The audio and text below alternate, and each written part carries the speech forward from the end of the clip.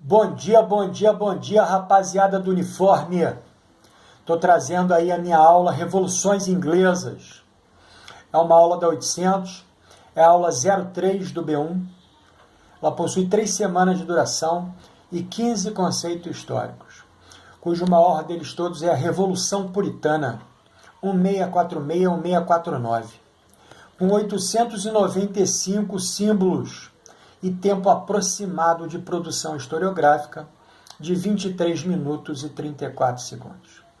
Agora a gente passa aí para o outro lado, onde eu vou apresentar o arquétipo, fazer o comentário de cada um dos conceitos históricos. Vamos junto. Muito bem, rapaziada. Meu conceito histórico número 1 é os cercamentos. Até o século XV, a terra era utilizada para a produção agrícola e seus trabalhadores ou eram proprietários das terras ou arrendatários da propriedade dos outros. Com a necessidade cada vez maior de vestimentas, a criação de carneiros torna-se indispensável, fato que se chocava com a produção agrícola.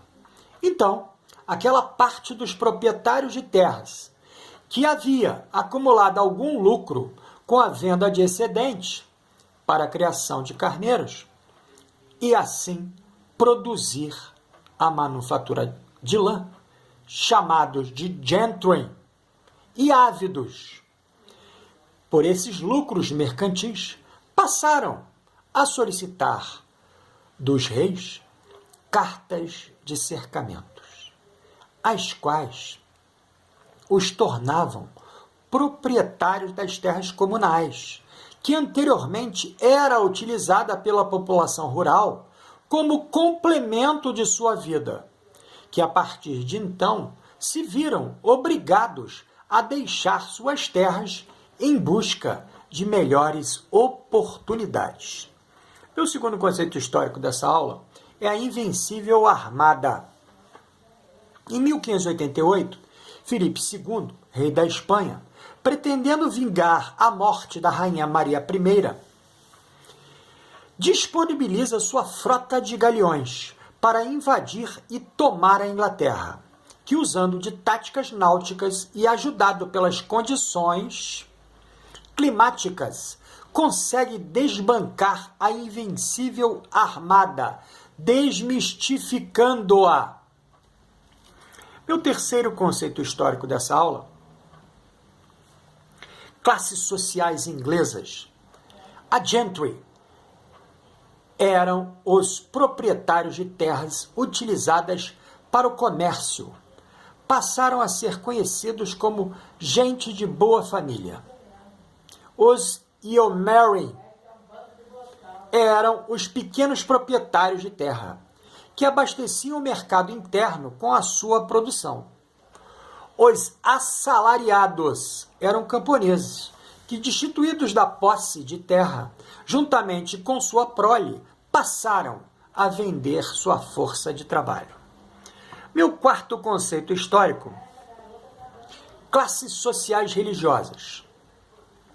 O rei, absolutista, o alto clero e a nobreza eram anglicanos. A gentry era presbiteriana. Os yeomanry, os artesãos e os assalariados eram puritanos. Meu quinto conceito histórico: notem que esses 4 movimentos vai chegar no Jaime I, 1603-1625. Com a morte de Elizabeth I, sem deixar herdeiros, assumiu seu primo Jaime, que era rei da Escócia, que não tinha muita habilidade política e recorria frequentemente à teoria do direito divino. E também, para angariar apoio de parte da nobreza, a favorecia com benefícios, motivo pelo qual teve que enfrentar a conspiração da pólvora, que tramava sua morte por nobres descontentes que não tiveram êxito. Passou também a perseguir puritanos, que, motivados por esse fato, migraram para as colônias nas Américas, a partir de 1629. Meu sexto conceito histórico dessa aula, Carlos I, 1625-1649. Após a morte de seu pai, assumiu a coroa. Seu autoritarismo criou impostos navais sobre as cidades costeiras, que gerou uma crise com o parlamento, que o obrigou a jurar o Bill of Rights. Não feito, fechou o parlamento, governando sem ele por 11 anos. Em 1640, necessitando de recursos para enfrentar um conflito na Escócia, reabriu o parlamento, que exigiu sua retratação. Não feito, manteve-o fechado e perdeu o conflito para o exército escocês. Reabriu mais uma vez o parlamento, agora aceitando seus termos, pois em 1641, um novo conflito, este na Irlanda, permitiu-lhe o apoio do parlamento, que formou um exército, sem, contudo, permitir sua liderança. Meu sétimo conceito histórico dessa aula é a Guerra Civil. A Inglaterra se dividiu em 2 territórios, um liderado pelo rei e seus apoiadores e outro liderado pelo parlamento. As primeiras batalhas foram favoráveis aos realistas, em função da desorganização do exército do parlamento. Para reverter esta situação, o parlamento convidou o puritano Oliver Cromwell para liderá-lo, que adotou um sistema de mérito por desempenho, para buscar sublideranças, e conjuntamente os educava política e religiosamente. A situação inverteu-se. O bom desempenho do exército do parlamento os levou a serem conhecidos como Roundheads, cabeças redondas, após a vitória em 1646. O meu oitavo conceito histórico dessa aula, Revolução Puritana, 1646-1649. A derrota dos realistas acentuou as disputas. Presbiterianos controlavam a maior parte do parlamento. Puritanos independentes controlavam o exército. Os presbiterianos, temendo a radicalização da revolução, procuravam negociar com o rei.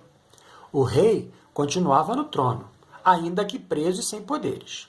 Em uma última tentativa de retomar o poder, Carlos I fez um acordo com os escoceses, prometendo-lhe uma nova reforma na religião. Os escoceses, com base nesse acordo, invadiram a Inglaterra. Carlos I escapou para o norte a fim de se colocar sob a proteção do exército escocês. Mesmo os apoiadores do rei revoltaram-se e acabaram apoiando as forças parlamentares.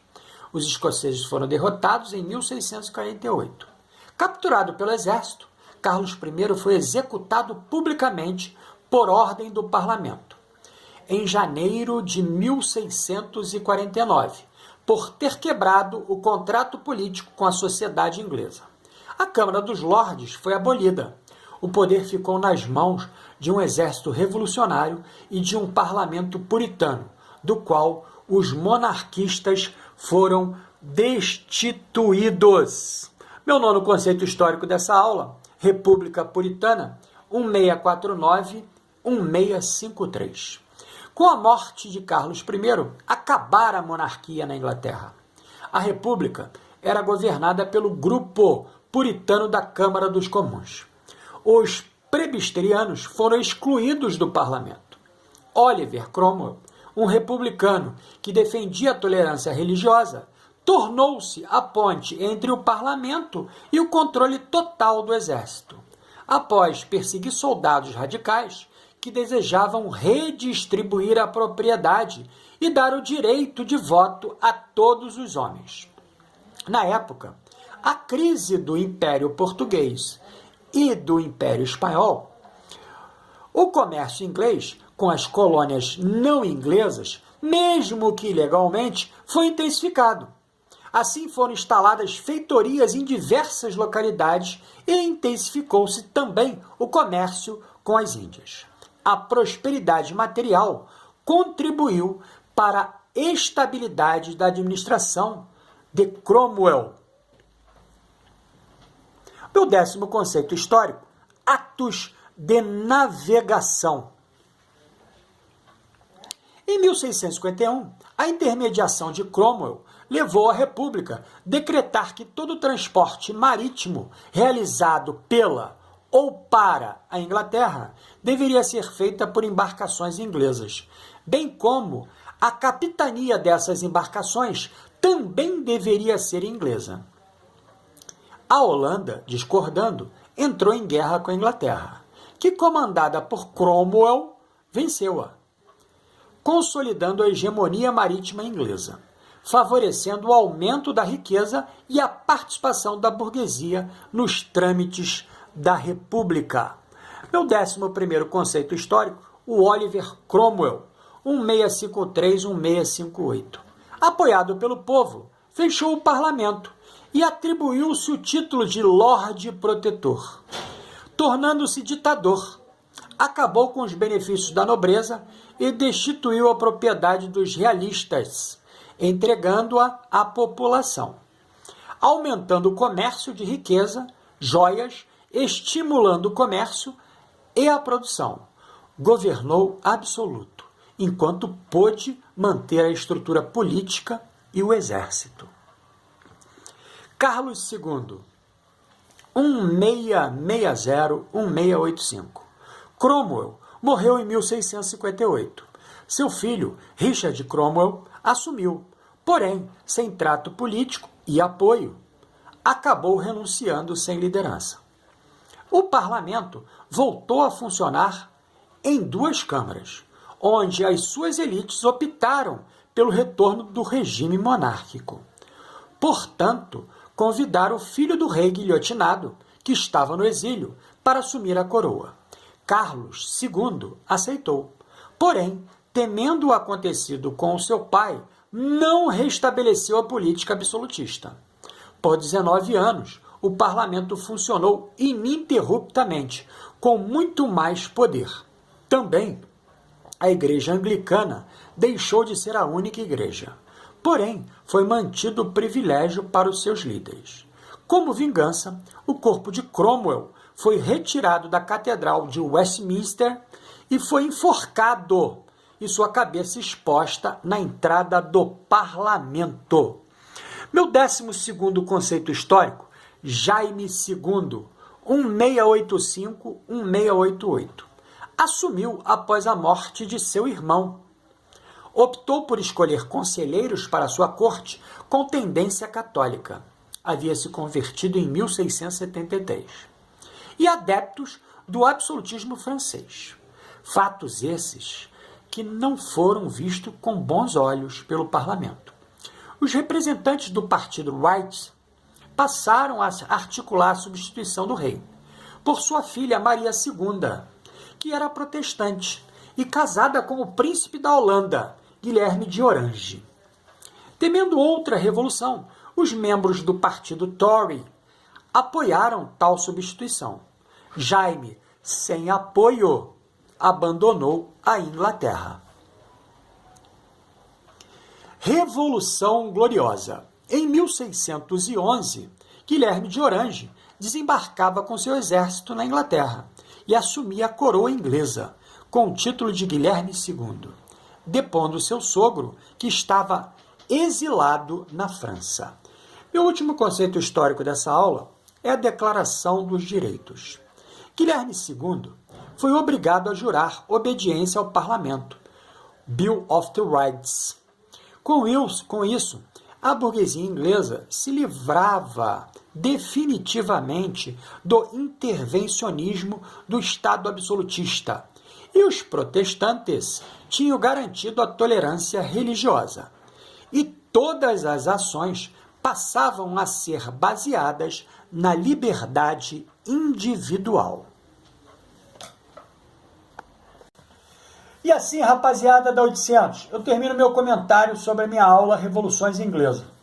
E agora a gente passa aí para o outro lado, onde os senhores vão produzir historiograficamente esses conceitos históricos e, consequentemente, levar cada um dos senhores a um processo autônomo de aprendizagem.